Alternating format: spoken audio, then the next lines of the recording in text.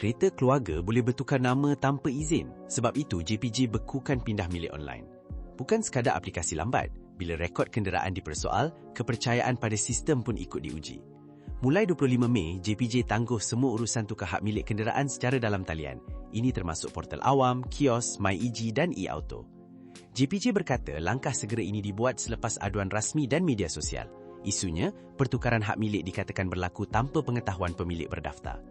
Jadi, buat masa ini, pemilik individu dan syarikat persendirian kena buat urusan di kaunter JPJ.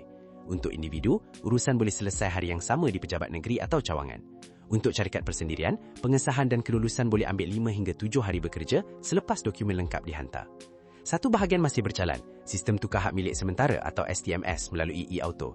Tapi, pindah milik kekal melalui eSTM ditangguhkan. Di sinilah isu rakyat biasa jadi besar. Untuk pemilik, pembeli kereta terpakai atau syarikat kecil, kemudahan digital penting. Tapi, rekod hak milik lagi penting. Sebelum ini, ada kes dilaporkan pemilik terkejut apabila kenderaan muncul atas nama pihak lain. Kes begini perlu disiasat, jadi jangan tuduh sembarangan. Tapi, pengajarannya jelas, semak status kenderaan sendiri. Simpan dokumen penting. Kalau ada perubahan pelik, buat laporan dan rujuk saluran rasmi JPJ. Digital kerajaan sepatutnya memudahkan hidup. Soalnya, macam mana sistem dibuat pantas tanpa menjadikan aset rakyat terlalu mudah dipindahkan?